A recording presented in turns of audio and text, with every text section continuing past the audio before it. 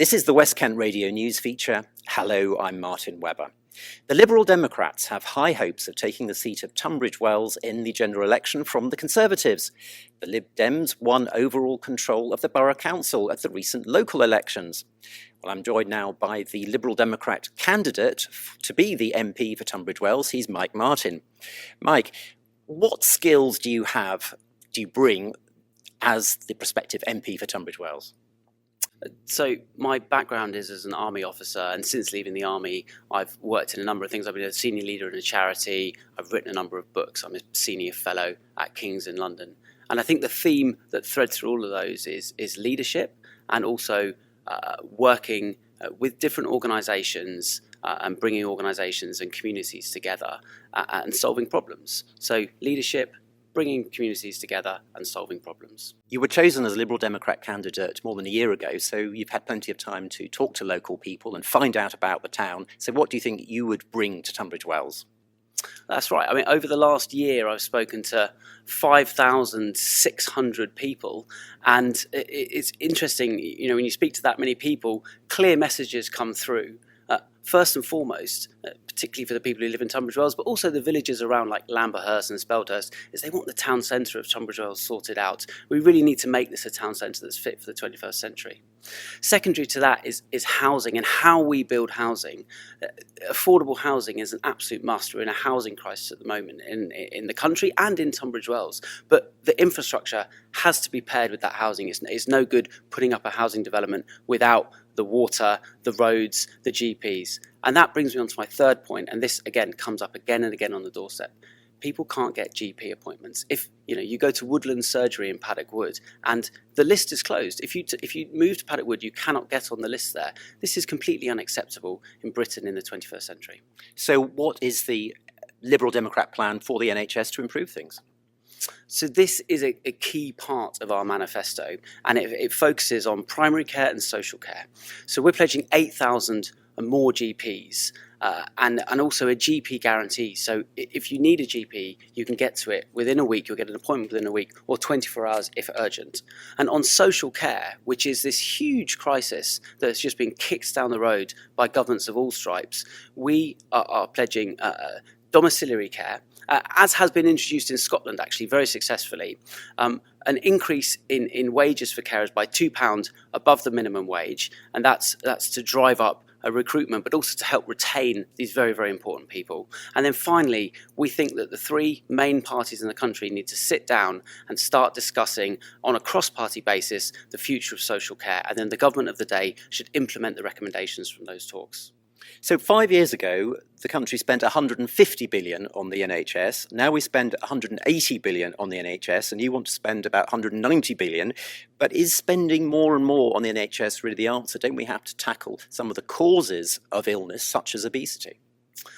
Absolutely, and prevention is also at the heart. I gave you the retail offer there, but prevention is at the heart of the Liberal Democrat manifesto.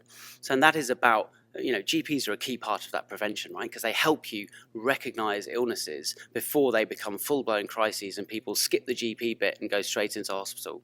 But it's not just about that prevention, which is important. It's also about reform of the NHS and using, so at the moment, for instance, NHS trusts can't talk to each other. Their computers don't talk to each other. You've got to have a joined-up computer system. I mean, it's a basic. And what that would enable, the NHS is probably the biggest integrated healthcare system in the world. Integrating that properly and then using the data that generates to help identify people before they get to that crisis stage in whatever particular illness pathway that they're on is absolutely vital. So one reason why it's difficult to find a doctor is, of course, that there are more people in the country than there used to be. We've had an increase in the population of about 5 million in the last 10 years or so. What are you going to do on immigration? Because the UK government now says it's going to tighten up on immigration. Are you going to tighten up on immigration, or are you going to relax the new rules that are coming in? Well, I think the Conservative track record on immigration is absolutely appalling. It's hugely blossomed over the time that they've been in power. So our policy is quite simple. Of course, we're going to scrap Rwanda because that is a scheme that simply doesn't work. It doesn't offer a deterrent. The idea that somebody who's travelled across a continent and then travelled across one of the most dangerous shipping lanes in the world and is going to be deterred by being sent to Rwanda, or rather 1% of them being sent to Rwanda, is for the birds. We propose a serious, sensible, pragmatic policy. So you need to tighten up the processing system and make it more efficient. Take that money that you would have spent on Rwanda, £500 million, and spend it on improving the processing system. This way you get decisions much quickly. At the moment we have people who are coming into the country ending up living in hotels for up to 18 months, by which point the burden of healthcare, schooling for their children has been borne by the taxpayer, massively pushing up the costs. But what about the legal migration? People are basically given visas for economic reasons. They're often needed in certain jobs. Now, the Conservatives have said there's too many coming in. They're going to now tighten up on dependents coming in with people who've got jobs here. Would you tighten that up as well? Well, I think the Conservatives have to answer which exact type of legal migrant they wouldn't like to be here. For example, in 2023, 105,000 care workers came into the country, and that was absolutely necessary to stop the collapse of the care system. So people that look after your parents, my parents, all of our elderly relatives. And with those 100, we are introducing, or we propose that you increase the wage for care workers here, rather than what the Conservatives do, is they offer a 20% discount for immigrants to come in and do care work. So they're actually incentivising inward immigration. And I think these charges need to be tackled. But do you have any target for bringing down the levels of immigration, given it is putting pressure on services? Because immigration has been very high, hasn't it? Do you agree it's been very high? Well, immigration has been very high. We don't have targets on immigration. We are focused on training and paying our workforce properly, which naturally will bring down the levels of people that come into the country. And you're also in favour of working towards rejoining the European single market, according to your manifesto. Would that also mean a reintroduction of free movement of workers from the rest of the EU to the UK? That's what the single market means, yes. So that's not an issue for you? So if you look at what's happened since we've left the European Union, since Brexit was completed in 2019, 2020, is the levels of immigration have actually massively ballooned since that point. So we have had people from Hong Kong, Ukraine. There have been other one-off issues, haven't there? There have been, but even if you strip those out, the levels have gone up to, it's almost 800,000 with those people from Hong Kong and Ukraine. It's more like 500,000 if you take those, as you call them, one-off issues out. And the reason that's happened is because when you're in the EU, migratory flows are a circle. People come for a bit, they work, and then we have 3 million EU citizens in the UK and only 300,000 UK citizens in the EU. It didn't actually. People wanted to come here, which is nice. But I would challenge that figure of UK citizens in the EU. Let's go on to the climate emergency now. How would you tackle the carbon emissions that people in Britain are responsible for? I think it's really important to reframe this debate. Quite a lot of the parties in this election are holding up the economy and environmental policy as opposites. If you do more environmental policies, your economy will go down, and vice versa. If you want economic growth, you've got to, as David Cameron said, cut back on the green crap. That's not how the Liberal Democrats see it. To us, they're synergistic. You use the energy transition that we are going through. This is happening right now, and it must happen, but you use that energy transition to drive economic growth. So, for instance, you create, we need to urgently insulate the homes in this country. The amount of wastage, just to pick one, that adds to our carbon burden is absolutely huge through very poorly insulated, quite an old housing stock in many parts of the country. You can immediately create a task force, which we propose to do, to insulate homes in Britain, thus creating jobs and driving economic growth. And that's just one example. You can focus on wind power, tidal power. We have some of the biggest tidal ranges in the country, and using that energy transition to drive economic growth and to make the country more equal, because you can target it into areas that are left behind, is a win-win situation. What about North Sea oil and gas? The Conservatives say they're going to continue to licence exploration of new oil and gas fields. Would you do that? No. Let's look at transport. On the last 20 years, driving has become relatively cheap compared to the railways. Would you do anything to reverse that? I think it looks. Our policy is to look at the the ratios of spend in the Department of Transport between roads, so new roads, putting in bypasses, things like that, and rail. And we think the balance should be tilted much more towards rail.